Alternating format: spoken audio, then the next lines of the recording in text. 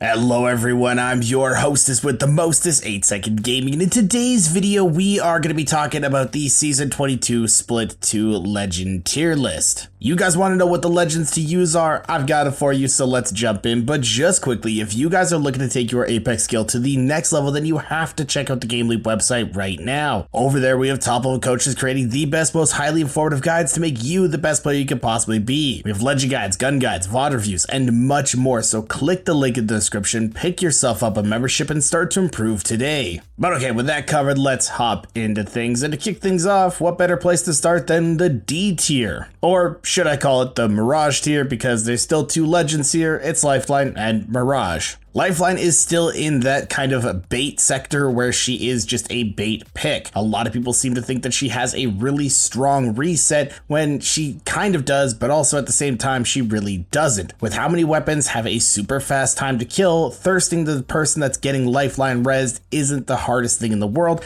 and it's not leaving you hanging out to dry like it has in the past. Lifeline's care package also is not worth having her on the team just to have the care package. It's not that good. Getting the gear upgrades, getting the batteries, everything like that isn't really worth having Lifeline. If you need batteries, bring a different support character that's a little bit more useful and hit a supply bin when you're running around. That's the support supply bin. And I know a lot of people are going to point out the fact that you can revive both your teammates at the same time and fight people off, but most of the time if both of your teammates are going down in a fight and the enemy is close enough to push you, they're just going to deathball you and they are going to overrun you. You're not really going to be able to get your teammates up if they actually know what they're doing. And if you do happen to get your teammates up, they're probably in really bad spots and they're either just going to die right away again, or the enemy team is just going to be able to do whatever they want. Seriously, Lifeline is a bait. She's not worth using right now. And that's exactly like our next legend, which is Mirage. And it's Mirage. Mirage has been bad for season after season after season after season. I don't really think I need to talk about how bad Mirage is because I've talked about it so many times. It's just Mirage. So now let's move into the C tier, and there are two legends finding themselves here. We've got Ballistic and Octane. Now, Ballistic can be a little bit better. He's not quite as low as Lifeline and Mirage because he does still have some team fight ability, and he still does have some very niche situations that he is useful in. The Smart Bullet can be annoying in fights, and his ultimate can actually come in clutch, especially if you've been fighting a lot and you haven't been able to get ammo, because it makes infinite ammo. But sometimes when you're in certain fights with him, other legends would just be a little bit more useful, or even a lot more useful. And there's really no spot on a team comp that you would say, hey, you know what, we should run a Ballistic here over somebody else in the secondary fragger position. He leaves a lot of gaps in team comps, and he leaves a lot to be desired with his kit, so that's why I'm putting him in the C tier. And alongside him down here is Octane. Now, if you're one of the movement gods of Apex, where you can do all of the crazy, insane stuff that there is, then Octane is a better legend. But for the vast majority of players, you're not going to be able to pull that off. And also, most of the players that are watching this, I'm willing to bet, are on console, so you're not going to be able to do those anyway. On top of that, Octane is a very selfish legend. Most of his kit revolves around him, and even his jump pad, which can be used by everyone, is also a very selfish tool. He doesn't really use it in proper ways to get teams rotations or anything like that. Typically, an Octane will save it to get themselves in or out of situations, so Octane is just that very selfish character that doesn't really fit a team comp. He can be an entry fragger, but it's not really the role that he's fitting in right now, and until we see a couple changes to the meta, maybe like a Revtane type thing, then Octane can come back in, but for right now, he is a C tier legend. Moving forward though, we have the B tier, and there are 6 legends finding themselves here. We have Ashe, Catalyst, Loba, Rampart, Seer, and Vantage. Now starting off, we have Ashe, and Ashe is one of the characters that I really want to keep an eye on because I can easily see them sneaking themselves into Secretly Broken if within the next couple seasons we do see a little bit more tweaks to their kit, or also some of the other legends that are in the game currently. Right now, Ashe is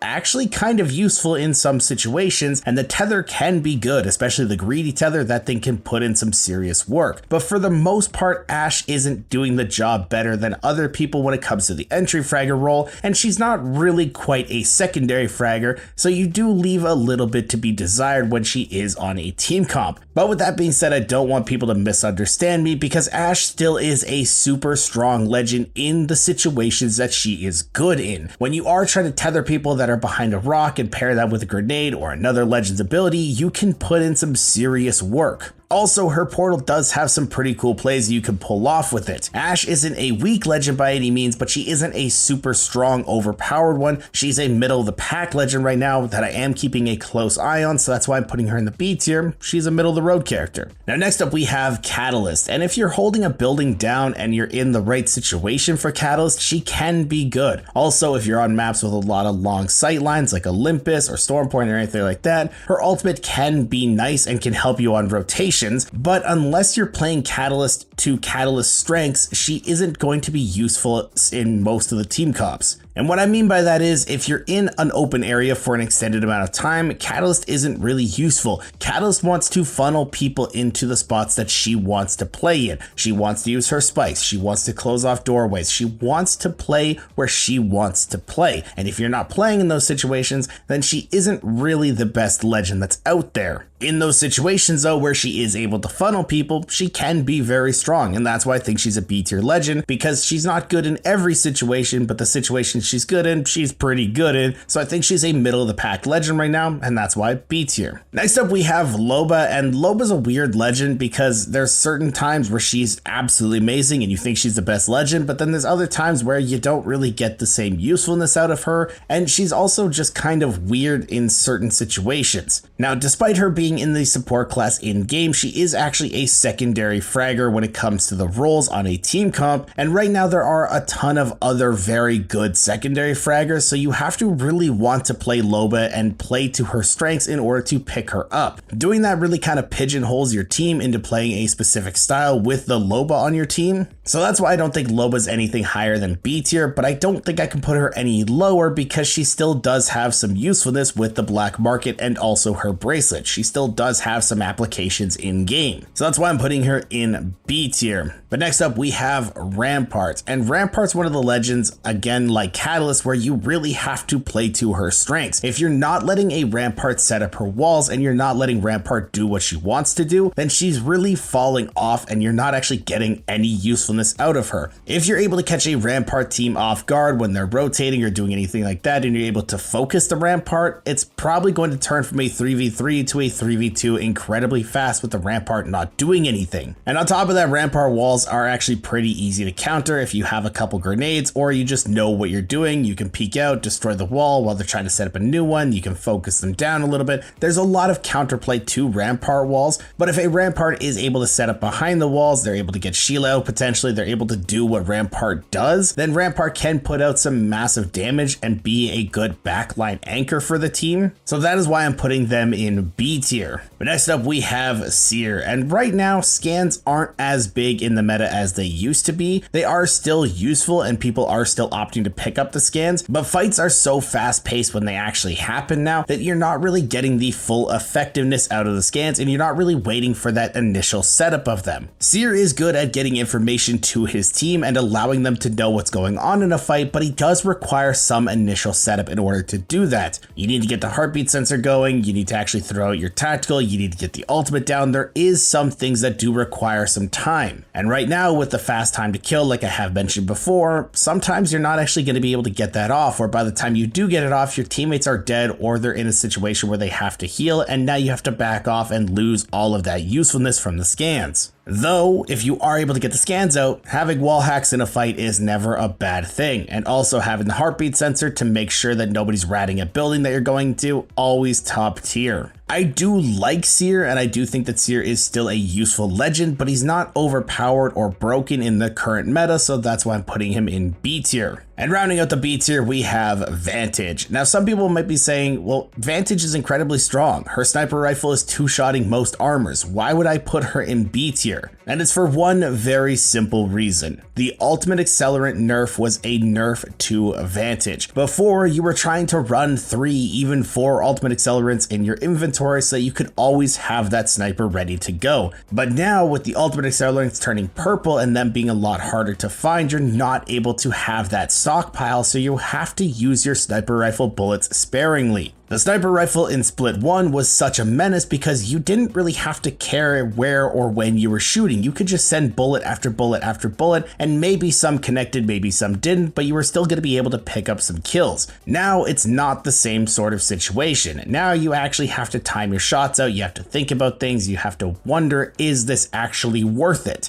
And in my opinion, that is enough of a nerf to drop Vantage into the B tier because it's taking away such a massive part of her kit. Everything else about her is still pretty strong. Having the information from the scan of her passive is pretty good, being able to jump around in fights with Echo is really good, and the sniper rifle is still an absolute beast. But because you're not sending shot after shot after shot, and you actually have to time things out and you have to play around those bullets a little bit more, I do think that she's more of a B tier legend instead of an A tier legend, but let me know what you guys think in the comments. But now we can move on into the A tier, and there are 10 legends finding themselves here. God, there's so many legends of the game right now, it is hard to keep track of some of them, but we're actually in a pretty balanced state when it does come to some of the legends, so that's why you're seeing so many in A tier. But in A tier, we have Bangalore, Bloodhound, Caustic, Watson, Conduit, Horizon, Mad Maggie, Revenant, Wraith, and Fuse. Got all that? Good. Let's start with Bangalore. Bangalore is still an incredibly strong legend. She still is a great entry fragger, and she still does do her job incredibly well. Though the nerfs she has received and the changes to the smoke grenades have not made her the S tier legend that she was before, but actually brought her into the A tier, which I think is actually good for Bangalore. I think she's a very balanced legend in terms of what she does now. She's still very good at what she does. She's still effective in a lot of team comps, but she's not overpowered, and you don't absolutely have to have her on a team. If you're running Bangalore, you're still going to be able to do it perfectly fine. You're still going to be able to cut off line of sight. You're still going to be able to do everything that she wants to do, but it's not the end all be all legend that she was when you had to have her on a team or you're at a massive disadvantage. I personally don't think it's a bad thing to have a balanced legend, but in a game like Apex, having every little bit of advantage does make a difference. So Bangalore not being the strong powerhouse pick that she was before does drop her into the A tier in my opinion. Now next up we have Bloodhound, and like I was talking about with Seer, scans are incredibly strong in fights. Having those wall hacks, having that information is incredibly strong, and people do realize that, and that's why Bloodhound does see some pickup again still in the meta. But the difference between Seer and Bloodhound is that Bloodhound doesn't require any initial setup in order to get their usefulness. Bloodhound just has to pop a really quick animation, you get the scan out, people see where the enemies are, and you get the information based off of that. And when Bloodhound does go into the ultimate, they're fast, deadly, dangerous, you name it, that's what they are. They can chase you down, they can hunt you down, they can scan you out, everything you need to do, Bloodhound does offer it. And you might be saying, well, if they're that good, why are they only in A tier? And it's because the scans aren't as strong as they used to be. The scans don't highlight for the same amount of time, there is some counterplay to it now. You also can't see through smoke anymore with Bloodhound Ultimate, it's not the free digi threat that it used to be. So there were some nerfs to Bloodhound's kit that now does make them A tier instead of an S tier legend, and that's why I'm putting them here. Now next up, I'm going to be talking about Caustic and Watson at the same time because they basically do the same job. They block off areas, they make buildings hard to push, they give you and your team a nice little comfy area to play. The only really big difference is that Caustic is a little bit more hands off. When it comes to endgame situations, I do think Caustic has the slight edge because you can throw the barrels out, you can throw the grenade out, you don't actually have to put yourself in the line of fire to do so like Watson would with defenses. But at the same time, I do think that Watson is a little bit better towards the early and mid game because once you get that generator down, it's incredibly hard to actually nade a Watson team out. So they do have their strengths and weaknesses when it does come to different timings in the game, but they do the same job essentially. And even though they do give your team a very strong spot to play, there is still counterplay around Caustic and Watson. They're not super necessary, but they are still strong, so that's why I think that they are A tier. It's very cut and dry. They do the job, they do it well, but they're not broken. A tier. Next up we have Conduit, and Conduit is the bane of my existence in some games because you're doing a lot of damage, you think you can push somebody, but nope, there's a Conduit that you didn't see in the fight, and now the person that you were pushing has full shields and they're able to turn the momentum. It is so annoying to deal with a good Conduit, somebody that's able to time out their shields properly, someone that's able to use the jammers to full effectiveness, someone that's able to actually master a Conduit is terrifying. But like Legends that I have mentioned earlier, there were some nerfs to Conduit that now has not made them S tier, but now A tier. One of the big things being that their partnership with Revenant isn't as good anymore because when Revenant's in his ultimate, he can't receive any Conduit shields. So Revenant isn't the super omega raid boss that he used to be, but he is still pretty good. Conduit's still pretty good. A tier for Conduit because there's really nowhere else you can put her other than A tier. Everything about her kit is just super strong, but it's not to the point that it's broken. It's just very cut and dry A tier legend. Now next up we have Horizon, and Horizon's one of the legends that I also have a very hard time placing in the meta. Sometimes it seems like she's the most broken legend in the game, but other times it seems like she is absolutely useless. But just going off her kit alone, a good Horizon can absolutely take over games and allow you to just do things for free because that's what her kit is designed to do. You're in a bad position, oh sorry, now you're going up in a gravity lift, you're able to pop a battery, you're back to full shields, you're being elusive, you're being evasive. It's very hard to actually pin down a good Horizon. On top of that, the ultimate can win fights alone because you just throw the ultimate, throw a couple grenades, either they die or they're going to be close enough to death that you can just swanton them out of the gravity lift and you're perfectly fine. But, say it with me now, there were some nerfs that has brought her out of the S tier that's now just making her an A tier. And I also don't think it helps Horizon that she has a weird identity crisis. Is she an entry fragger? Is she a secondary fragger? She can do both, but she doesn't do it better than other legends. It's kind of weird, but it's not to the point to drop her any lower because she still does a good job in fights, so that's why I'm putting her in the A tier. Now next up we have Mad Maggie, and with the shotguns in the meta right now, I do think that Maggie could be one of the legends that definitely could have been placed in S tier, but I don't think that Maggie's kit as a whole is enough to actually put her into S tier. Is her kit annoying to play against? Absolutely. When you're trying to heal and that riot drill comes blazing through the wall, you have to move. It's super annoying to deal with. But the ultimate that she has isn't really the strongest thing that's out there. And if you want to have the auto reloading shotguns to actually take advantage of that, you can't have the Maggie death ball that does blow up and drop the thermite on the ground. So there are some trade-offs there. So because she doesn't have the strongest ultimate and half the time it glitches out and doesn't really do anything anyway, or it hits your teammate and hinders your own team, I don't think she's an S tier legend in my opinion. I think she's a very strong A tier legend, and if I had placements inside the tiers itself, I do think she'd be at the top of A tier, but that's not how I do tier lists. Now next up we have Revenant, and Revenant is one of the legends that I think everyone was scared of for the past couple seasons. You saw Revenant on the other team, they popped their ultimate, you were like, oh damn dude, this is going to be a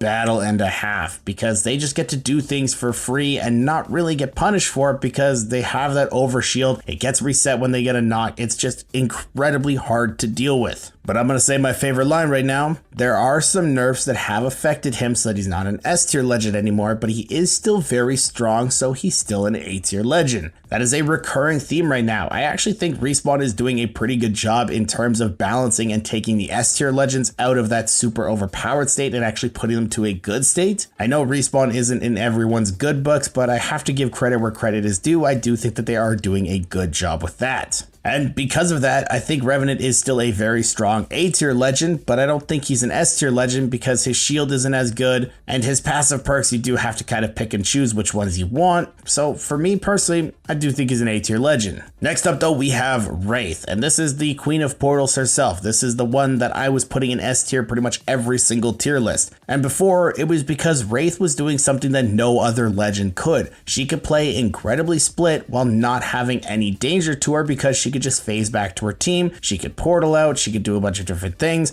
Wraith was insanely effective at holding a lot of ground and doing so safely, but also getting your team from point A to point B safely. But with the introduction of Alter, she's no longer the only legend that really has that opportunity. Alter can play super split from her team and still be safe. She does kind of the same thing with the portals that Wraith does, just in a different manner. So Alter does open up the doors for a little bit of more counterplay. So I don't think that Wraith is the S tier legend because she's not the only legend that can do these types of things anymore. So that's why I'm putting her in the A tier. Still strong, but not the only legend that does it. So yeah, here she stays. Well, last up in the A tier, we have Fuse. And Fuse has been sliding his way up the tiers ever so slightly. Now, I don't think that Fuse is actually a super strong A tier legend. I do think that he more deserves to be in the B tier, but a friend did convince me to put him in A tier for one solid reason, and that's because he can scan the ring consoles. Having your secondary fragger have access to the ring consoles opens up a little bit more flexibility in your team comp. So when you're going into ranked, you don't have to pigeonhole yourself into a specific style if you want to play zone. Fuse is also able to be super annoying like Mad Maggie, making stuff hard to play and also just being a nuisance with all the grenades that he can throw. He wasn't a bad legend to begin with, but also now that he's able to scan ring consoles, he just has an extra layer of utility onto his kit, so that's why he did slide into the A tier. And if you're looking for a very good utility style secondary fragger, Fuse is probably the pickup that you're going to want to look at. But that is our A tier done, so let's move into the next tier, which is the secretly broken tier. This is the ones that are going to be flying under the radar that not a lot of people are going to be respecting, and they might get punished for it. And there are two legends find themselves here. We have Alter and Gibraltar. Now starting off, we have Alter, the newest addition in terms of legends, and she is so strong and people need to realize it. I wouldn't lead you guys astray when it comes to me telling you that legends are powerful. I was the guy that was sitting here season after season telling people how good Newcastle was. Nobody really believed me, and look where we are now. So when I tell you that Alter is good, you have to hear me out on this. Like I mentioned with Wraith, she allows you and your team to play split and do so safely. If you have a spot in zone that you want to hold, leave your support with the Void Nexus so that they can defend it. Then you and your other teammate can go off and do your own thing. You can get some extra loot, you can try to third party a fight to snag some extra KP, you can do a bunch of different things, or even just hold a second building to have a little bit more real estate and have some more options to play. If anything goes wrong, you get pushed, your teammates get pushed, anything, you can just Void Nexus back, and you can even use it if you are knocked. So if like a Kraber headshot happens or anything like that, you are still safe. But that's not even all she has in her kit, because she is able to portal jump through walls. She opens up that little rift, she can go into buildings, she can go through different terrain, she can pull off a lot of moves, and she can even kidnap people with it. I can't tell you how many extra kills I've gotten because someone tries to go behind cover, you throw the little portal on the rock or the wall that they're trying to heal on, they get sucked through, and they're just standing in the middle of the open, a free kill for you to take. We are barely scratching the surface when it comes to Alter's usefulness, so please believe me when I tell you this legend is strong and you need to actually check her out and see how good she can be. But that's not the only secretly broken legend right now, because we do have Gibraltar. And Gibby way back in the day was also super strong. He was one of the legends that you had to be running on a team or you were putting yourself behind. But he was one of those legends that got hit with nerf after nerf after nerf, so he did fall out of the meta, but he has been getting buffed slowly more and more throughout the seasons, and right now he is in a fantastic spot. He gets the auto reloading shotgun, his ultimate comes back faster, and he has the bubble to have the opportunity to maximize potential with the shotguns. Getting into a Gibraltar bubble fight with a Mastiff and having the auto reload shotgun perk is so good. You're just in control of the fight constantly. People don't understand how good Gibby is with a Mastiff in his bubble. And when you're able to control the flow of fights and control how things go, you're probably going to win that fight. It's very hard to lose a fight when you're the one setting the tempo. And that's all Gibby does. He also has the second best res in the game, so if something goes wrong, you pop the bubble, you res your teammates, you got a little spot to play to catch a breath of fresh air, and then you can go based off of that. Gibby is coming back into the meta. He's not going to take it by force, but he is a good pickup if you're looking for a solid support and you don't really want to play Newcastle. Give Gibby a second look, I promise you won't regret it. But now, we can move into the S tier, the top, the cream of the crop. There's 4 legends here. We got Crypto, Newcastle, Valkyrie, and Pathfinder. Kicking things off, we got Crypto, the drone, in a fantastic spot right now. The off-the-grid perk, insanely strong, allowing Crypto to go invisible to kind of take away the biggest flaw that was in his kit, where he was just kind of standing in the middle of the open doing nothing but sit on his Game Boy. This allows him to be a little bit more aggressive. This allows him to be a little bit more flexible. It doesn't slam him into one specific playstyle where he has to get a building, he has to set up in the corner, he has to have a Caustic or a Watson. Now he can be aggressive, he can play edge, he can do what he wants to do and be safe while doing it. And the Neuralink passive, giving your team that extra little bit of scan, giving them extra information, it's perfect. Crypto is a very strong legend right now. I think a lot of people know it, but of course I have to put him in the S tier. Now next up, we have Newcastle. I've been saying it for seasons now. Newcastle is a strong legend. He has the best revive in the game. He has the flexibility to push people with his tactical. He gives you so many different spots to play with his ultimate. He turns bad spots into good spots. He turns bad opportunities into great opportunities. He is a powerhouse. He's not Newcastle, he's Power Castle. That is what he does. Now, I have been telling people for season after season, like I have mentioned, to play Newcastle before he gets nerfed. And because he's super strong in the meta right now, I am going to predict that Respawn is going to nerf him in the next season, or maybe even 2 seasons. I don't necessarily agree with the nerfs because I do think that Newcastle is actually balanced. I think he's super strong, but he does have some trade-offs, so he's not unbeatable. He's just good at what he does. But I am predicting that they are going to nerf him, so please get your Newcastle in while you can before they do take this away from us. But Respawn taketh away and Respawn giveth, and that's where Valkyrie is coming in right now in the S tier. Valkyrie was a absolute must pick a few seasons ago, kind of like a Gibraltar situation. You had to have her on a team or you were just at a huge disadvantage. But then they did nerf her a bunch of different times, and they also introduced the evac tower, so her usefulness just went out the window. But they've played around with her passive perks a little bit, they've given her a few buffs, and now she is super strong. The options and opportunities that she gives to her team is second to none. Yes, evac towers are still a viable option if you don't want to run a Valkyrie, but having the opportunity to fly into a spot late in game and have wall hacks while doing it, even if you don't have line of sight, it's just, I can't even describe how good it is. Before, you had to kind of Hail Mary and hope that a spot was open. If you were flying in and you didn't see anybody, but as soon as you land, they pop out of nowhere, you were just giving them free KP. But now, as you're flying in, you get an entire lay of the land, you get to see where everyone's playing, you can plan your rotations, you can plan your spots to play. Valkyrie opens up so many more opportunities right now, and that's why I think she's an S tier legend. But rounding this all off, we have Pathfinder, and it does warm my heart to see Pathfinder back in the S tier because for so long he was not an S tier legend, and the last couple seasons he was kind of dancing on the cusp of being able to be put back into S tier, but the meta right now just does favor Pathfinder. The only thing that's really holding him back still is his hitbox. It's still really big, but that does kind of keep him balanced right now. I think if he had a smaller hitbox or his hitbox was quote unquote fixed, he would be way too broken and he'd be like S++ tier. Everything about his kit is just really solid right now, and the option to switch between the recon beacons or the ring console depending on what your team needs, very, very good. And the energized zipline, holy crap, the rotations and the spots that you can get in/out of with this is so strong. It's bonkers how good the energized zipline actually is. It's crazy to me that Respawn actually gave Pathfinder a good thing because they kind of seemed like they didn't want to give Pathfinder anything, but they gave him the energized zipline, and this is just so strong and so good. And if you're a really solid Pathfinder player, like a caution type deal, and you're able to use the zipline in out of the box ways, Pathfinder can do some incredible stuff. But this is just where I'm putting everybody, so let me know in the comments down below if you would move any of the tiers around. And if you guys want to stay up to date with the latest and greatest Apex Legends tips, tricks, and news, don't forget to smash that like and subscribe button. Thank you guys all for watching. Once again, I'm 8 Second Gaming. See you guys in the next one.